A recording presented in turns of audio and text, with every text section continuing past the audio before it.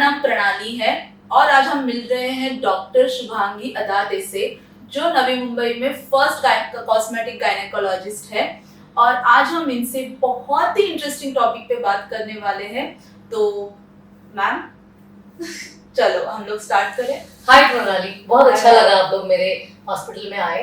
अगर मैं बताऊं तो यस, गायनेकोलॉजी तो डेफिनेटली मेरे प्रोफेशन है, मेरा हार्ट एंड सोल है, that is our earning butter.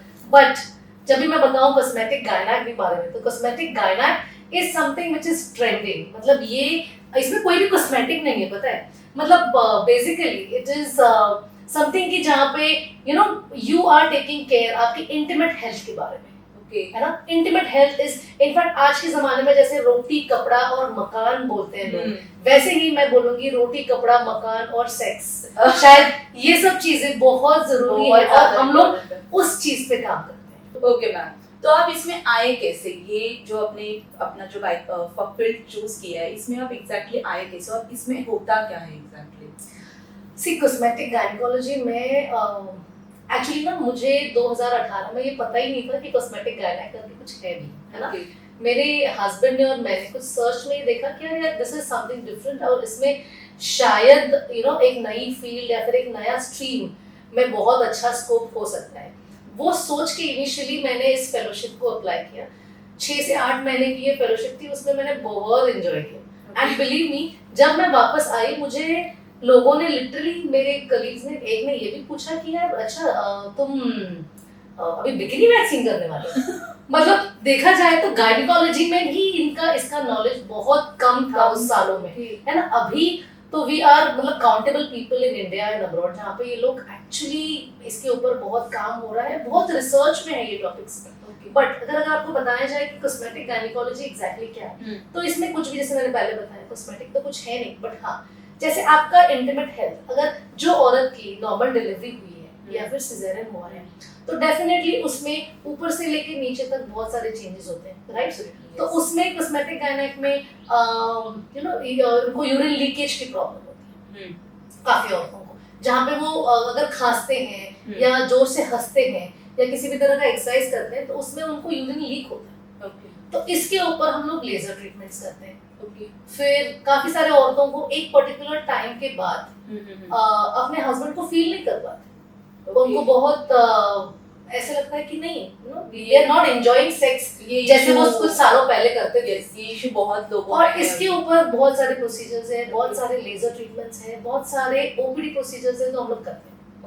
तो ये सारी चीजें मतलब एक छोटे से सेक्स ड्राइव कम होने से लेके किसी के यूरिन लीकेज तक, मतलब we do every treatment. Okay ma'am, ये जो आपने अभी मुझे बताया कि जो सेक्स में जो अभी बहुत से प्रॉब्लम्स है, मतलब वो यंग्स कपल में भी है और आई थिंक एज के बाद तो हो ही जाता है, पर ये इसमें गायनेकोलॉजिस्ट कितना वर्क करता है? मतलब एग्जैक्टली उनका रोल क्या है इसमें? अगर मैं बताऊं तो आजकल की लाइफ में अगर आप देखो तो जैसे डायबिटीज इंडिया का कैपिटल बन चुका है ना इंडिया में, वैसे ही सेक्स के प्रॉब्लम्स भी उतने ही ज्यादा हैं। Just that people are not vocal about it.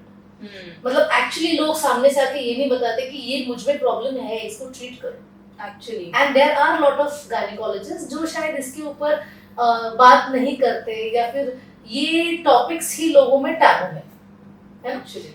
तो मैं ये बताना चाहती हूँ कि आजकल हर प्रॉब्लम्स में सोल्यूशन है। फिर वो डिजायर से हो, इरेक्शन से हो, या फिर हस्बैंड को फील नहीं कर पा रहे हैं, वजाइना में इन्फेक्शन से लेके हर चीज के लिए आजकल ट्रीटमेंट्स हैं, है ना।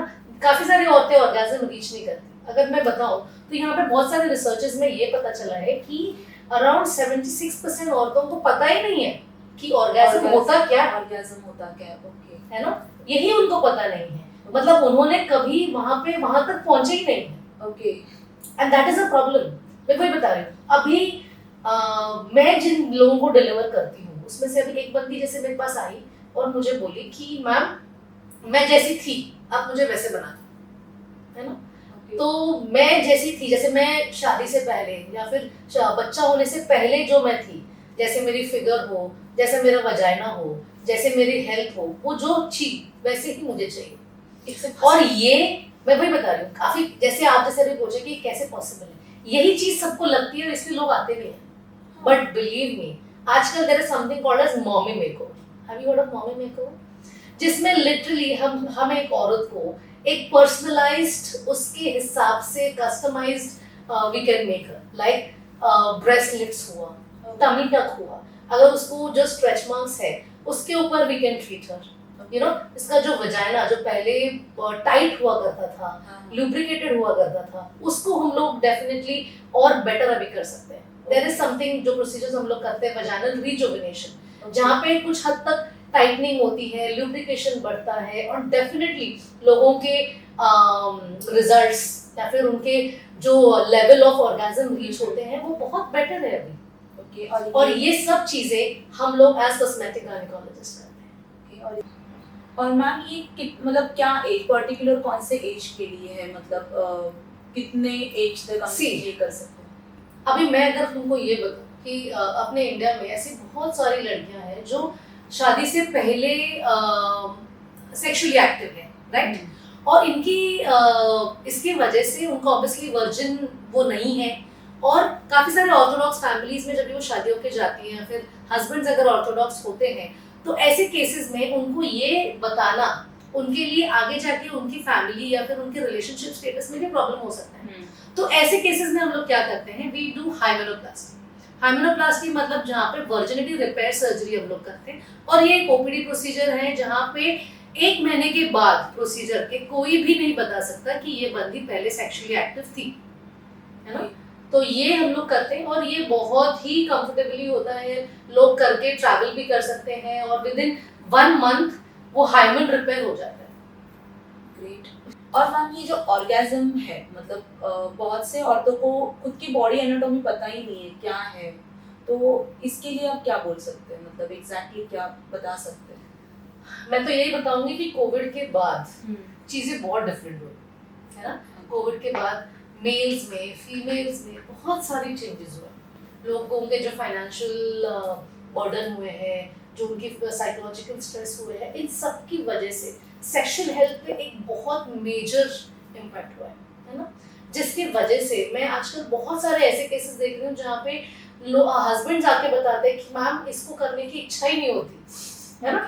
Wives are not that active जैसे वो पहले होती थी, है ना। तो इसके ऊपर देयर आर ट्रीटमेंट्स जो कर सकते हैं, देयर आर प्रोसीजर्स। अगर आप लोगों ने सुना होगा ओ शॉट के बारे में, जी शॉट के बारे में, देयर इज क्लाइटोरल शॉट भी बोलते हैं हम लोग उसको। तो ये सारे शॉट्स जो होते हैं, मतलब ये लाइक एन ओपीडी प्रोसीजर होते हैं कि आप जस्ट आओ, और इसमें अगर इन शॉर्ट बताऊं तो जैसे जो पेशेंट रहता है ना, उसी का हम लोग ब्लड विड्रॉ करते हैं और उसको एक प्रोसेस किया जाता है ना लैब में। उसके बाद है समथिंग कॉल्ड एज पीआरपी, मतलब प्लेटलेट रिच प्लाज्मा निकलता है। तो ये जो पीआरपी है ना, इसका एक्शन ऐसा है कि ये बहुत ही, इसमें ग्रोथ फैक्टर्स हैं, कोलेजन फॉर्म करने का इसमें क्षमता बहुत ज्यादा होती है, रिजुविनेशन के जैसे ये काम करता है ना। और यही इंजेक्शंस अगर मैं अलग अलग पार्ट्स में डालूं, जहाँ पे जैसे अगर आपको ओ शॉट, अगर आपको जी स्पॉट मान, है ना, जी स्पॉट एक ऐसा इरोजेनस स्पॉट है वजाइना में जहाँ पे मैक्सिमम प्लेजर औरत को होता है ना, जब भी वो किसी एक्ट में होती है। तो इस जगह को with age, with multiple pregnancies, है ना, विद सेक्सुअल एक्टिविटी के अगर बहुत सारे साल हो जाते हैं, तो उसके बाद शायद ये थोड़ा कम हो जाता है, या फिर ये जो स्पॉट होता है इसकी साइज थोड़ी रिड्यूस हो जाती है। तो इसको हम लोग एनहांस करने की कोशिश करते हैं, और डेफिनेटली ये करने के बाद उनके जो लेवल ऑफ एक्साइटमेंट्स है और इनका जो एक्सपीरियंस है, दैट इज स्काई कैचिंग। और मैम आप बता रहे थे कि बहुत से औरतों को यूरिन लीकेज का इशू होता है, उस पर आप क्या बताएंगे मैम? यूरिन लीकेज अगर जैसे मैं अभी कुछ एक ग्रुप में मैं बैठी थी, है ना, उस ग्रुप में अराउंड 40 औरतें थी, और वो 40 औरतों में से मैंने उनको जब ये सवाल पूछा कि कितने लोगों को ये प्रॉब्लम होती है ना, कि जब भी आप खांसते हैं या छींकते हैं, जैसे स्नीज करते हैं, या फिर कभी भी आप स्क्वाट्स करते हैं, या कभी भी आप जंपिंग कर रहे हैं, या फिर एक्सरसाइज कर रहे हैं, पेट पे प्रेशर आ रहा है, ऐसे टाइम पे ये यूरिन लीकेज की प्रॉब्लम होती है उनको, मतलब लिटरली यूरिन विदाउट उनके कंट्रोल में बाहर निकलता है। शायद ये प्रॉब्लम बहुत ज्यादा है। उस टाइम पे उस 40 औरतों में से अराउंड 25 औरतों ने हाथ ऊपर करके ये बताया कि अरे हाँ, ये प्रॉब्लम तो मुझे भी है, है ना? बट अब तक इसका सोल्यूशन क्यों नहीं मिला है? क्यों? क्योंकि लोग बोलते हैं अच्छा तुझे भी है, हाँ मुझे भी है, तो ये नॉर्मल ही होगा। लोगों को शायद ये चीज पता ही नहीं कि इसके ऊपर भी ट्रीटमेंट है आजकल। ओके। मुझे बताइए, कोविड में मैंने एक ऐसी औरत का ट्रीटमेंट करा था जिसका हस्बैंड कोविड में मर चुका था, गुजर चुके थे। उसके दोनों बेटियां यूएस यूके में सेटल थी और वो अकेली रह रही थी। और ये एक पेशेंट थी क्रॉनिक कफ की, मतलब उसको हर रोज का कफ था, क्रॉनिक ब्रोंकाइटिस की पेशेंट थी। और इस पेशेंट की लाइफ इतनी हैवॉक थी, वो अराउंड 50-55 के एज की होगी, एंड देन उसको 15 मिनट के ऊपर वो अपना यूरिन कंट्रोल नहीं कर सकती। ओके। कैन यू इमेजिन एक लेडी जो इतने पेनफुल सिचुएशन में है कि जो सोशलाइज नहीं कर सकती, उसकी family is no more with her, and वो बिल्कुल भी कहीं जा नहीं सकती, she can not go for a walk, वो सब्जी शॉपिंग के लिए नहीं जा सकती, वो किसी पार्टी में शादियों में नहीं जा सकती, जस्ट बिकॉज उसका यही प्रॉब्लम है कि वो यूरिन कंट्रोल नहीं कर सकती। एंड बिलीव मी, ऐसे एक नहीं है, मेरे पास ऐसे अनेकों केसेस हैं जहाँ पे लोगों को ये प्रॉब्लम्स बहुत ज्यादा हो जाती है ना। तो इसका अगर इनिशियल स्टेज है, जैसे काफी औरतों की जिनकी नॉर्मल डिलीवरी है, फर्स्ट या सेकंड डिलीवरी के बाद ये प्रॉब्लम बहुत कम है ना, तो इसके ऊपर we do laser treatments, and laser treatments are such wonderful, telling you, gifts of God, कि इनको आप एक ओपीडी प्रोसीजर की तरह है, इनमें कोई तरह का कट नहीं होता, कोई ब्लीडिंग नहीं होती, किसी भी तरह का एनेस्थीसिया की जरूरत नहीं है, मतलब भूल देने की जरूरत नहीं है, और बिल्कुल भी ये पेनफुल नहीं है। It's like a lunch time procedure. आप आपकी लंच टाइम में आओ, एक half an hour 45 minutes the laser will move inside the vagina, and then उसके बाद इट्स डन, है ना। यू हैव सम सिटिंग्स, कुछ सेशंस के बाद यू नो ये चीजें इंप्रूव हो जाती हैं, and then you will see the results, है ना, and they are guaranteed results. इसमें बहुत सारे रिसर्चेस हुए हैं, and definitely there are very good results. यहाँ पे लोगों की, सेम वुमन, बिलीव मी, उसकी बेटी ने मुझे 1-2 सेशंस के बाद फोन करके बोला कि मैम क्या आपके पास इसके कफ के लिए कोई लेजर ट्रीटमेंट है क्या? Why? Because she really could live her life that she was not living for so many years. Actually, can you imagine giving someone that freedom कि जो वो इतने सालों से वो डिजर्व करती है यार, isn't it? And वो अगर नहीं हो रहा तो it is such a bad thing. अगर मैं एज अ कॉस्मेटिक गायना लोगों की इस ट्रीटमेंट को अगर ट्रीट नहीं कर सकूं, इस प्रॉब्लम्स को अगर ट्रीट नहीं कर सकूं, तो एंड बिलीव मी, ये होने के बाद जो सेटिस्फैक्शन लेवल होता है, दैट्स वंडरफुल। ओके मैम, जो अभी न्यूली वेड्स है या फिर जो न्यू कपल्स है, आप उनको क्या बताना चाहोगे? ये जो पहली बार सेक्स कर रहे हैं, इन लोगों के बारे में, राइट? तो ये जो कपल्स होते हैं उनमें इतनी सारी क्वेश्चंस होती हैं, एंड उनको इतने कंफ्यूजन्स होते हैं कि लिटरली मैं इतने सारे केसेस देखती हूँ जहाँ पे इन लोगों को, या फिर स्पेशली द मेल पार्टनर्स, उनको यही नहीं पता होता कि exactly vagina is where situated, है ना। इश्यूज वहीं पे चालू होती हैं। I see lot of ladies जो फर्स्ट टाइमर्स आती हैं, जिनको बहुत सारे ब्रूजेस होते हैं, कट्स होती हैं, या फिर उनको इंजरीज होती है डाउन देयर, यू नो, ये ऑल चीज because of not having a proper knowledge of the location. तो कहीं ना कहीं ये चीज मुझे उनको हस्बैंड को बुला के प्रॉपर बताना पड़ता है कि exactly this is where is your target.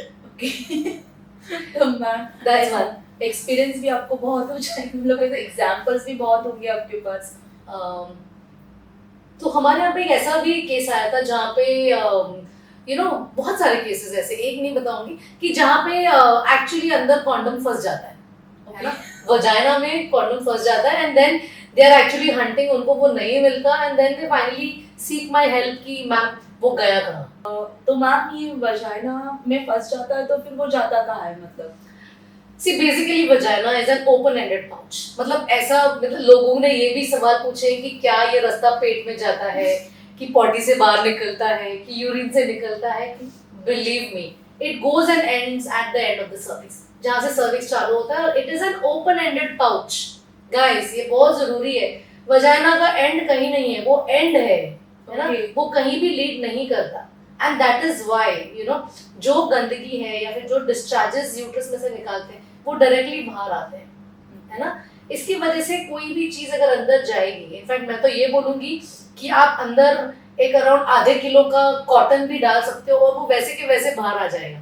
हाँ, यस, अभी आई एम श्योर काफी लोगों ने टैम्पोन्स के बारे में भी सुना होगा, है ना। टैम्पोन्स ये वजाइना में प्लेस्ड होते हैं और ये मेंसेस के टाइम पे यूज किए जाते हैं। ऐसे भी हुआ है कि एक लड़की का टैम्पोन अंदर रख दिया और वो भूल गई सपोज, तो उसमें भी there something called as toxic shock syndrome और उसमें भी कॉम्प्लिकेशंस होती हैं। तो फिर जरूरी नहीं है कि आप हर चीज अंदर डालो और भूल जाओ, नहीं, उनको निकालना भी उतना ही हाइजीनिकली जरूरी है। उससे कुछ इशू हो सकता है? उससे बहुत सारे हेल्थ इश्यूज हो सकते हैं, क्योंकि वजाइना में इन्फेक्शन हो सकता है, ड्राइनेस हो सकता है, आगे जाके प्रेगनेंसी रहने में दिक्कत हो सकती है, फिर वही इन्फेक्शन थ्रू यूट्रस पेट में जा सकता है। वैसे बहुत सारी चीजें, शायद ये बता के मैं डराना नहीं चाहती आप लोगों को, बट डेफिनेटली वजाइनल हेल्थ उतना ही जरूरी है जितना हमारा ओरल हेल्थ है ना। मैम अभी कप्स भी यूज करते हैं, जो वर्जिन लड़कियां यूज करती है, तो उसमें कुछ वर्जिनिटी में इशू नहीं होता है वजाइना में अगर हम लोग कप्स यूज कर रहे हैं? सी मेंस्ट्रुअल कप्स के बारे में अगर बताऊं तो ये अलग अलग साइजेस में आते हैं, small, medium, large, so depends on कौन सी लड़की यूज कर रही है, तो उसके लिए स्मॉल साइज होता है। See definitely even in the hymen, मतलब हाइमन के अंदर भी there is a small little aperture, है ना, एक छोटा सा होल रहता है जिससे डेफिनेटली जो ब्लड बाहर निकलता है पीरियड्स में, तो वो पूरी तरह से बंद तो नहीं होता। तो फिर काफी टाइम ये मेंस्ट्रुअल कप उस एपर्चर में फिट होके, हो सकता है कि वर्जिनिटी में कोई प्रॉब्लम ना भी हो या फिर वो हाइमन में कोई प्रॉब्लम ना भी हो, बट अगर होता भी है तो डेफिनेटली आजकल हाइमन को लेके बहुत ज्यादा फैड या फिर बहुत ज्यादा हाइप जो किया गया है, वो नॉर्मली भी हाइमन रप्चर होने के बहुत सारे रीजंस हो सकते हैं, तो ये भी उसमें से एक हो सकता है। फिर मैं आपको एक और बहुत इंटरेस्टिंग टॉपिक्स के बारे में बताना चाहती हूँ। अभी काफी सारे ऐसे कपल्स भी हैं कि जो, क्या आप इमेजिन करोगे अगर मैं आपको बताऊं कि कोई कपल की शादी होगी 11.5 साल हो गए और फिर भी उन्होंने कभी सेक्स नहीं किया होगा? सीरियसली? यस, ऐसे भी स्टोरीज हैं। I'll tell you why, because there is something called as vaginismus. Vaginismus में क्या होता है exactly? कि it is called painful sex. I'm sure sex लोग बोलेंगे तो people get very excited और उनको लगता है कि नहीं, it is one of the best thing on earth to do. But can you imagine अगर एक लड़की कि जिसको सेक्स के नाम से उसकी पूरी बॉडी कॉन्ट्रैक्ट होती होगी, उसको इतना पेन होता होगा कि उसको एक शायद एक सुसाइडल टेंडेंसी, उसको ऐसा होता है कि बाबा शायद कोई मुझे काट रहा है, तो इतना भी पेन औरतों को होता है और इसके ऊपर कोई भी औरत आके बताती नहीं है, क्योंकि हस्बैंड जाके बताए क्या कि मैं अपनी वाइफ के साथ कर नहीं सकता, है ना। तो ये भी बहुत सारे टॉपिक्स हैं जो न्यूली वेड लोगों में, जो मैं देख रही हूँ 6 महीने हो गए शादी को, 1 साल, 4 साल, 6.5 साल, मतलब ऐसे भी लोग हैं कि जो इतने इतने साल तक अपनी शादियां सिर्फ एक चीज के लिए टिका रहे हैं कि भाई उनकी शादी हुई है और उनको डाइवोर्स नहीं करना है। इसमें से कोई cases either land up into divorces या फिर हस्बैंड्स किसी और के साथ रिलेशनशिप में रहते हैं, वाइफ अपनी शादी बस टिका रही है लोगों को दिखाने के लिए कि हाँ I am not capable of it, ये जाके किसी को बता नहीं सकती। तो बिलीव मी प्रणाली, मैं तो बोलूंगी कि ऐसे लोगों ने आके वोकल होना चाहिए। इसके ऊपर बहुत अच्छे ट्रीटमेंट्स हैं, मतलब आप लोगों ने फेस और बॉडी बोटॉक्स तो सुना होगा, राइट? तो ये लोगों को पता है कि इससे लोग जवान दिखते हैं, है ना। ये इसमें से एक ट्रीटमेंट मोडालिटी है जहाँ पे ये बोटॉक्स का इंजेक्शन हम लोग जेनिटल्स में यूज करते हैं। There is a particular way of doing it and believe me, it's absolutely safe. ये इंजेक्शन से, कैन यू इमेजिन अगर मैं आपको बोलूं कि 11.5 साल जिसको हुए थे उसका हम लोगों ने ये ट्रीटमेंट किया और वो बंदी अभी 7 महीने की प्रेग्नेंट है ना। Within a week these couples are active और हम लोग उसमें इतना अच्छी तरह से मतलब उनकी लाइफ चेंज कर सकते हैं। शायद मैं चाहती हूँ कि लोग ऐसे कपल्स के साथ कनेक्ट करें, उनको प्लीज ये बताएं कि इसके ऊपर ट्रीटमेंट है और इसको लेके बैठे नहीं। Why? Because sex, जैसे हम लोग बोलते हैं कि you know it is like a fourth most important thing जो जरूरत है, उसी की जैसे फैमिली रिलेशनशिप, शायद ये कनेक्शन सेक्स से शुरू होता है और इसको करना उतना ही इम्पोर्टेंट है जितना एक फैमिली या फिर शादी निभाना जरूरी है। अभी भी बहुत से लोग हैं जो ये टॉपिक पे बात नहीं करना चाहते हैं, जो कपल्स में भी प्रॉब्लम्स है वो भी बात नहीं करना चाहते, मतलब पता नहीं क्यों, पर मुझे भी लगता है कि बात करनी चाहिए, जो भी प्रॉब्लम्स है वो बात करनी चाहिए। अभी भी बहुत से औरतें हैं उनको तकलीफ होती है। तो जैसे अगर मैं तुझे बताऊं कि if I tell you about vaginal relaxation syndrome, मतलब ये इतना कॉमन है कि जैसे अगर मैं तुम्हें बताऊं कि एक केस ऐसा था कि जो वो म्युनिसिपैलिटी हॉस्पिटल में बंदे की डिलीवरी हुई है और होने के बाद वो नीचे का जो एपिजोड स्टिच होता है, जो कट देते हैं, वो डॉक्टर ने सिला ही नहीं, या फिर मे बी जो सिला था वो खुल गया होगा और उसने उसका ट्रीटमेंट कराया ही नहीं। इमेजिन वो बंदा उसको बोलता था कि यार मैं कैसे करूँ तेरे साथ, उसका हस्बैंड उसको बोलता था। लिटरली वो बंदे दो दूसरी लड़कियों के साथ सो रहा है और ये बंदी कुछ नहीं कर सकती क्योंकि उसको पता है कि वो उसके कोई काम की नहीं है अभी। Just imagine the mental torture and mental pressure उस औरत का जो हो रहा है ये देख के कि वो अपने हस्बैंड को सेटिस्फाई नहीं कर सकती, है ना। ये बंदी ने अपनी पूरी लाइफ उस हस्बैंड को दी, उसके 2 बच्चे हैं, 2 बच्चों के साथ अगर ऐसा कुछ हुआ और इसके ऊपर कोई डॉक्टर ट्रीटमेंट करने के लिए रेडी नहीं था, इस पेशेंट का हम लोगों ने ट्रीटमेंट करा है सक्सेसफुली। एंड इमेजिन जहाँ पे मेरा पूरा हाथ वजाइना में जा रहा था वहां पे हमने उसको नाइस 2 फिंगर टाइट वजाइना दिया। उसका हस्बैंड बाद में आके बोलता है कि ma'am thank you so much, आपने हमारी लाइफ चेंज कर दी। And that's the transformation that we can give to our patients की जो लोग सीरियसली अपने लिए हेल्प, जैसे बोलते हैं ना you know no one can help you but only you can help yourself, right. तो मैं चाहती हूँ कि लोग अपफ्रंट आके इसके बारे में बात करें and I am sure we have a solution for it. Okay ma'am, I am asking you straight, let's talk about sex. इसमें क्या नॉर्मल है? Oh, I'm sure this is I mean इस टॉपिक के बारे में बात करेंगे तो लोगों को पता नहीं क्या होता है, बट बिलीव मी जब इसमें प्रॉब्लम्स होती है ना तो सबसे ज्यादा झगड़े वहीं पे होते हैं। Why? Because मुझे ऐसा लगता है the whole world is rotating around this 3 words SEX. You know what? अगर मैं जैसे केसेस देखती हूँ जहाँ पे you know husbands come and ask या फिर wives पूछती है कि मैम ऐसे क्यों होता है कि you know my husband completes faster और मैं कभी भी सेटिस्फाइड नहीं रहती। मतलब मेरे हस्बैंड को 4 मिनट के लिए सिर्फ इरेक्शन होता है, क्या ये नॉर्मल है? काफी लोग पूछते हैं कि मेरी वाइफ को इंटरेस्ट ही नहीं होता या फिर उसको ल्यूब्रिकेशन ही नहीं हो रहा, इसके ऊपर कोई ट्रीटमेंट है क्या, है ना। बिलीव मी ये सारी चीजें आर ट्रीटेबल। इनके ऊपर मेडिसिन से लेके प्रोसीजर्स से लेके यू नो लेजर ट्रीटमेंट से लेके everything can be done and it can be corrected. आज का नीड यही है कि लोगों ने आके एक्चुअली अपने प्रॉब्लम्स को डिस्कस करना जरूरी है। And believe me I can create wonderful results to their family lives. लोग बोल नहीं पाते ये टॉपिक्स पे, एक्चुअली कपल्स ही एक दूसरे को प्रॉब्लम बता नहीं पाते कि उनको क्या चाहिए एक्चुअली। बिलीव मी आजकल एक्स्ट्रा मैरिटल अफेयर्स इतने सारे हो गए हैं, लोग पॉर्न देख रहे थे, पॉर्न में लोगों को अनरियलिस्टिक एक्सपेक्टेशंस रहती हैं, उनको अलग अलग पोजीशंस में करना होता है, उनको ऐसे लगता है कि मेरी वाइफ भी ऐसे हो या फिर मेरी गर्लफ्रेंड ऐसे हो, why is her vagina looking so nice and beautiful and why is this not happening here. Look wise you know we can change the looks, there is something called as labioplasty. हम लोग peels के बारे में तो आई am sure सब लोगों ने सुना है, लोग फेस पे बॉडी पे पील्स करते हैं खूबसूरत दिखने के लिए, but there are genital peels also. Genital peels में we actually rejuvenate the skin. तो जो इन्फेक्शन की वजह से, डिलीवरी की वजह से, एजिंग की वजह से जो चेंजेस होती हैं नीचे के एरिया में, बटक्स में हो, थाइज में हो या फिर जो जेनिटल स्किन में हो, तो इसको भी रिजुविनेट कर सकते हैं। You can have a better looking skin. See end of the day मुझे ऐसे लगता है your confidence doesn't just look on your face, it's about your whole health and that's very important. और आजकल people are even taking care of their intimate health. Why? Because अभी demands of the boys are even more.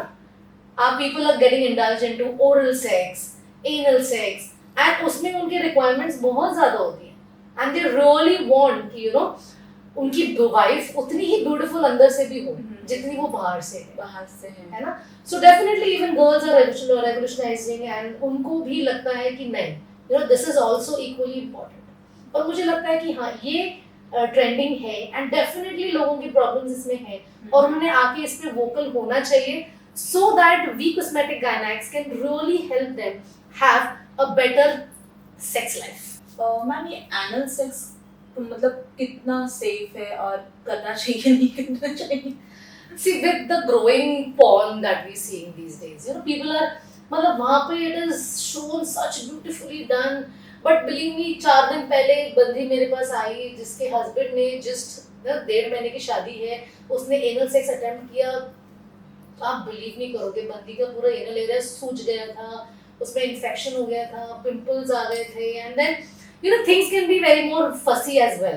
तो मुझे ये लगता है कि see if things done at a hygienic level, at an extent कि जहाँ पे it's tolerable, it is done well, you know, with a training, या फिर you know maybe taken the gap, और वो सब अगर plan करके करे तो definitely फर्क पड़ सकता है. एंड ये चीज मैं बताऊंगी, काफी लोगों को एनल सेक्स के बाद अगर गलती से वही पेनिस अगर वजाइना में इंसर्ट हो रहा है तो definitely it's transfer of infection to the vagina.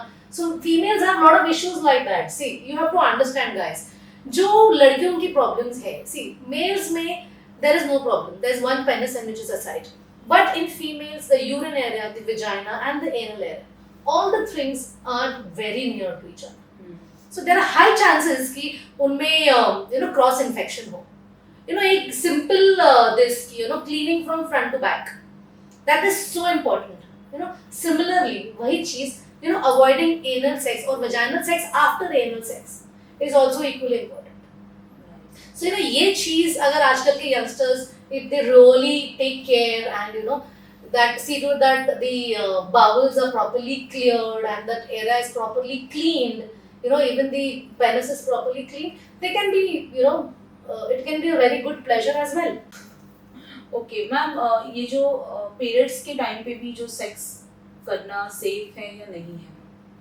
My God, ये you know मुझे ये क्वेश्चंस या फिर ये बताया जाता है कि मैम पीरियड्स के टाइम पे ज्यादा इच्छा होती है करने की, या फिर यू नो द ईगरनेस और the stimulation is better during periods, but believe me, मैं बता रही हूँ, no sex during periods, and that's the bottom line with you know capital with inverted colons. Why? Because periods के time पे जो flow uterus से नीचे आ रहा है वही विद प्रेशर हम लोग उसको यूट्रस से वापस ट्यूब्स के थ्रू पेट में भी डाल सकते हैं. इसकी वजह से there is some dreadful complication called as endometriosis. अब ये एंडोमेट्रियोसिस में क्या होता है ना, there are females having cyst problem, periods के टाइम पे हैवी फ्लो होता है, बहुत ज़्यादा सिवियर पेन होता है, और ये सारी कॉम्प्लिकेशंस आगे जाके बच्चा नहीं होना, इनफर्टिलिटी, ये हो सकता है. तो मैं वही बताऊंगी इन शॉर्ट कि during periods please avoid sex, that's very very important. Okay ma'am, thank you so much. आपके साथ बहुत से टॉपिक पे हम लोगों ने बात की. आई होप कि हमारे ऑडियंस को भी बहुत अच्छा लगा होगा. उनके जो भी क्वेरीज हैं वो एटलीस्ट थोड़ा तो उनको उनका हल मिल गया होगा. सो प्लीज़ आपको अगर और कुछ मैम से बात करनी है तो प्लीज़ हमको कमेंट कीजिए, और आपके जो भी क्वेश्चंस होंगे हमको कमेंट्स में बताइए. हम मैम के साथ और आपके लिए एक और पॉडकास्ट डेफिनेटली करेंगे. तो thank you so much ma'am. Thank you प्रणाली, थैंक्स द होल टीम कि जिन्होंने मुझे अपॉर्चुनिटी दी इतने वंडरफुल टॉपिक्स पे बात करने के लिए. आई am sure you viewers have really like this and we will definitely come up with more such. Thank you so much Pranali, it was really nice having you with us. Thank you so much.